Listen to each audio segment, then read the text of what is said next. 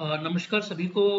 मैं Shubham Nautiyal American Indian foundation से सभी टीचरों का, सभी अभिभावकों का और सभी स्टूडेंट्स का बहुत बहुत हार्दिक स्वागत करता हूं। आज हम लोग एक ओरिएंटेशन आपके सामने रख रहे हैं और ये ओरिएंटेशन जो है ये कॉम्पिटिटिव एग्जाम्स के लिए और मुख्य रूप से नीट पर आधारित होगा। थोड़ा मैं आपको अमेरिकन इंडियन फाउंडेशन के बारे में बताना चाहूँगा। ये अमेरिकन इंडियन फाउंडेशन वर्ष 2001 में ये बना था और इस फाउंडेशन के द्वारा बहुत वृहद स्तर पर भारत में और भारत से बाहर कार्य किए जा रहे हैं। और अगर हम देखें तो हम लोग 3 प्रमुख फील्ड में काम करते हैं: एजुकेशन, हेल्थ और लाइवलीहुड में। एजुकेशन फील्ड की अगर हम बात करें तो एजुकेशन फील्ड में हम लोगों का जो काम है वो असल में डिजिटल इक्वलाइजर करना है।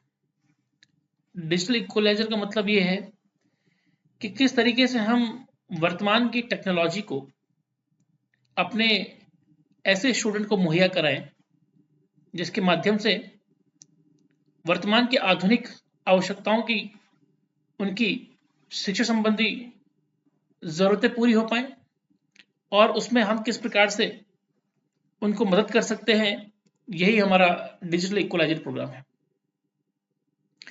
इस प्रोग्राम का मुख्य उद्देश्य गवर्नमेंट स्कूल में लर्निंग आउटकम को इम्प्रूव करना और साथ ही साथ लड़कियों के लिए, मुख्य रूप से जो हमारी बालिकाएं होती हैं, उनके लिए स्टेम जैसे फील्ड में कैसे आगे बढ़ा जाए, कैसे अपॉर्चुनिटी को ग्रैब किया जाए और किस प्रकार से वो अपना भविष्य स्टेम, साइंस, टेक्नोलॉजी, इंजीनियरिंग और मैथमेटिक्स में बना सकती हैं, उसके लिए ये पूरा एजुकेशन का फील्ड हमारा रहता है।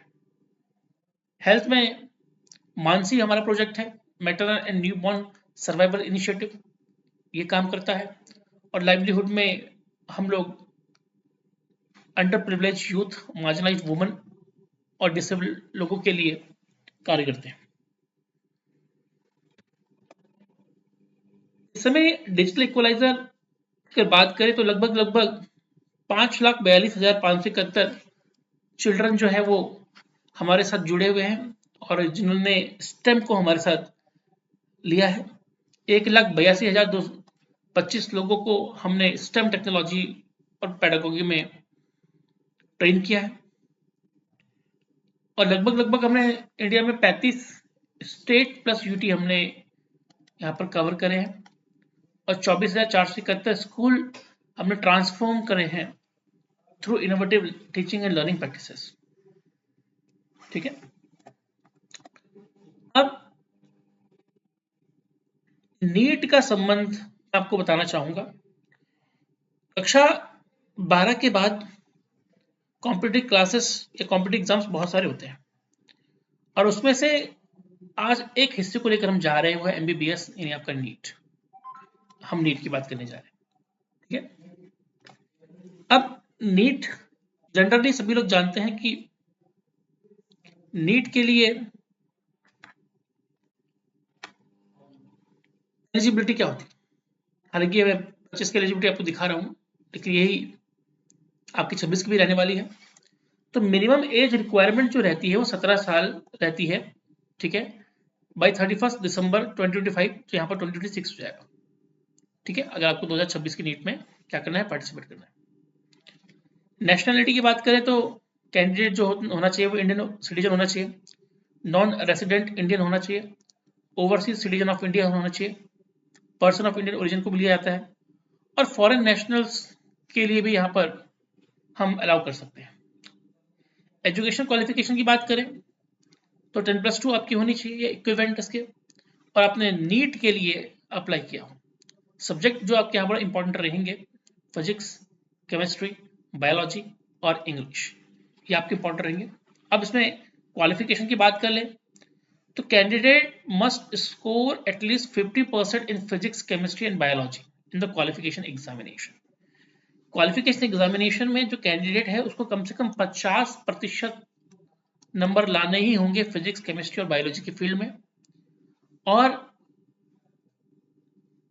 अगर कोई candidate SC, ST, OBC, NCL category का है तो मिनिमम मार्क रिक्वायरमेंट उसके लिए 40% है, 40%। ठीक है, देखिए स्टूडेंट अगर इसमें हमारे साथ जुड़ता है तो उसको ये जानना बहुत जरूरी होता है कि एग्जाम का फॉर्मेट क्या है। ठीक है, तो एज अ टीचर, चाहे मैं हूं चाहे आप हो या एज अ अभिभावक, हमें पता होना चाहिए कि हम अपने बच्चे की तैयारी अगर नीट के लिए करवा रहे हैं, MBBS के लिए करवा रहे हैं, तो उस एग्जाम का फॉर्मेट क्या है, उसमें कितने सेक्शंस हैं, किस तरह के क्वेश्चंस उसमें पूछे जाते हैं, मार्किंग स्कीम क्या है, और टेस्ट का जो ड्यूरेशन होता है वो क्या होता है। ठीक है, इसके अलावा अगर हम देखें तो हम लोगों को एक स्टडी प्लान को तैयार करना पड़ेगा। और जैसे कि मैंने कहा कि फिजिक्स, केमिस्ट्री, बायो, इसमें हमें क्या टॉपिक इंपॉर्टेंट है, उसका वेटेज क्या है, कितना टफ है, कितना आसान है, कितना जल्दी हो सकता है, उन सब को मिलाकर हमें एक स्टडी प्लान करना पड़ेगा। तीसरी बात, गैदर स्टडी मटेरियल। अब भाई सिंपल सी बात है कि प्लान तो आपने कर दिया, लेकिन आपको स्टडी मटेरियल आपके पास कितना है, कैसा है, ये बड़ा इंपॉर्टेंट यहां पर मायने रखता है। ठीक है, आपको रेलिवेंट स्टडी मटेरियल जो होंगे, जैसे टेक्स्ट बुक हो गया, रेफरेंस बुक हो गया, प्रीवियस ईयर क्वेश्चन पेपर्स हो गए, ऑनलाइन रिसोर्सेस हो गए, इनके ऊपर जाना पड़ेगा। और आपको ये भी देखना होगा कि जो आपके पास कंटेंट है वो अपडेटेड होना चाहिए।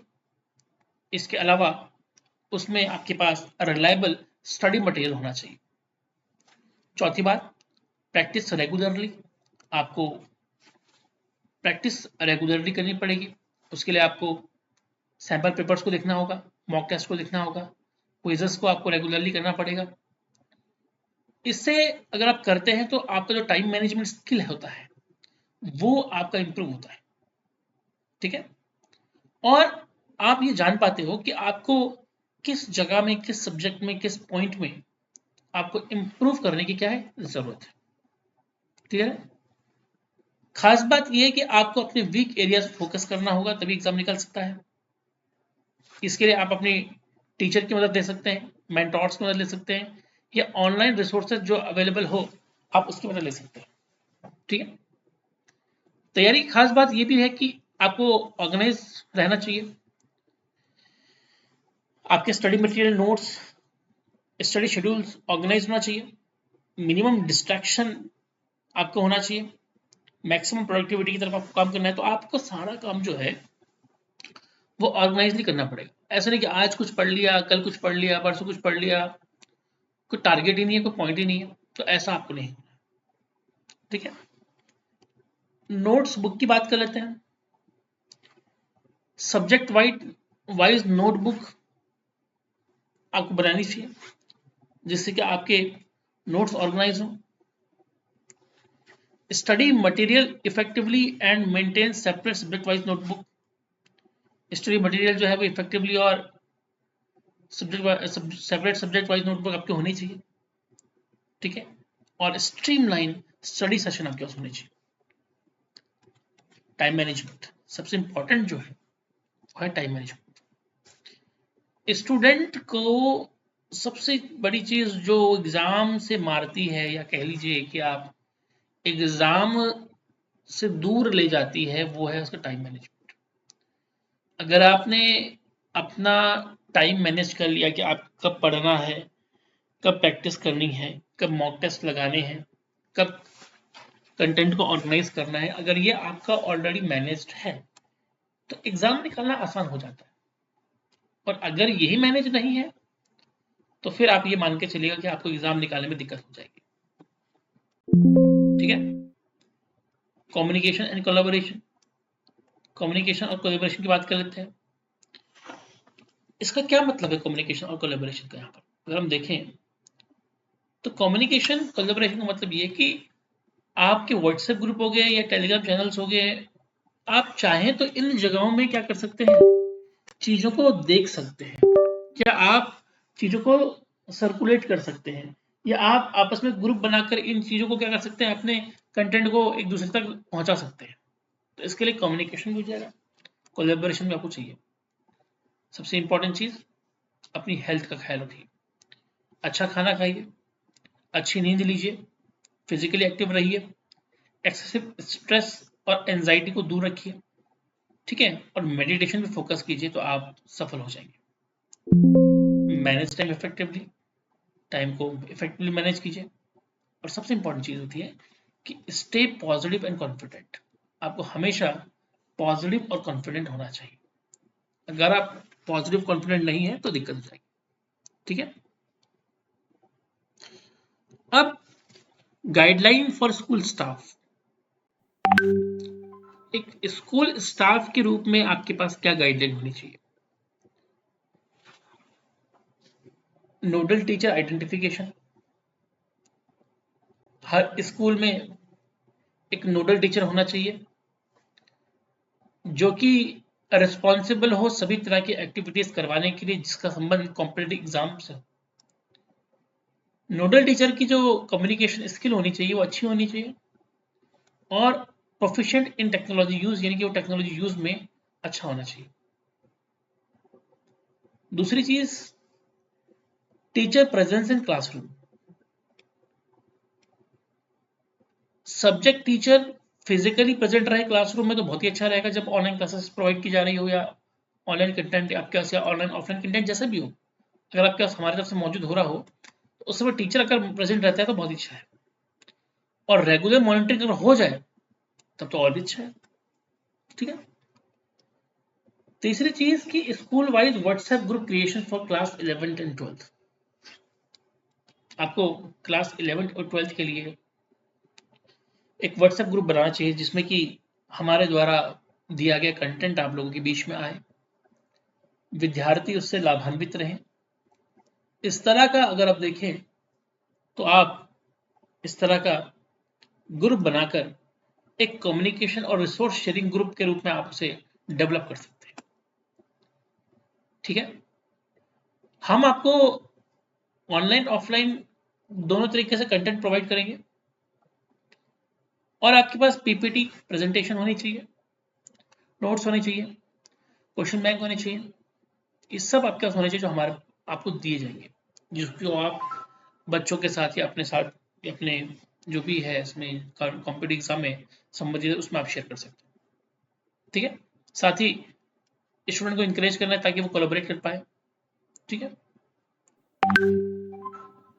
अब जो क्लासेस हम लोगों के द्वारा गूगल मीट के द्वारा या यूट्यूब के द्वारा दी जाती है तो उसको भी आपको प्रमोट करना है कि बच्चे इसको देखें।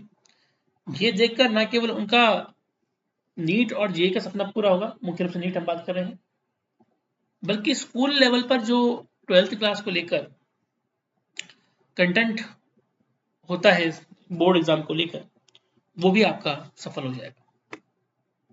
ठीक है। अब हम क्या प्रोवाइड कर रहे हैं?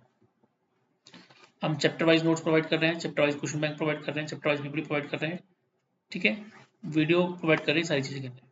ठीक है। क्लियर है? तो ये सारी चीजें हम लोग जनरली क्या कर रहे हैं, प्रोवाइड कर रहे हैं। ठीक है। तो आप लोग इसमें शामिल हो सकते हैं, नीट में आप कर सकते हैं।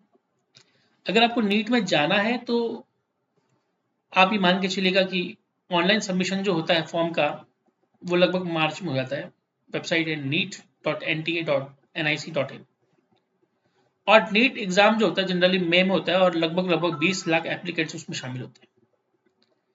Result second week of June में डिक्लेयर होता है, और उसके बाद रिजल्ट के बाद काउंसलिंग होती है एडमिशन के लिए जुलाई से अगस्त के महीने में। अगर हम देखें number of seat for MBBS जो है वो 1,09,048 होती है, BDS के लिए 27,000, आयुष के लिए 52,000 के करीबन होती है, और BVS के लिए 603 सीट होती है। ठीक है, तो यहाँ पे ध्यान देखिए कि step in NEET counselling, registration, choice filling, fee payment और सीट अलॉटमेंट इसमें होता है। ठीक है, और न्यू सेशन जो होगा वो आपका सितंबर अक्टूबर से होगा, इसको भी आप याद रखिएगा। ठीक है, तो जितने अभ्यर्थी नीट की तैयारी कर रहे हैं वो आप ज़रूर इसको देखिएगा, और कोई भी प्रश्न अगर आपको करना है तो आप हमसे जुड़ सकते हैं। ठीक है, और आपसे संपर्क कर सकते हैं, हम आपको हर प्रकार से मदद करेंगे। ठीक है, तो आज कितना काफ़ी है, बहुत बहुत धन्यवाद।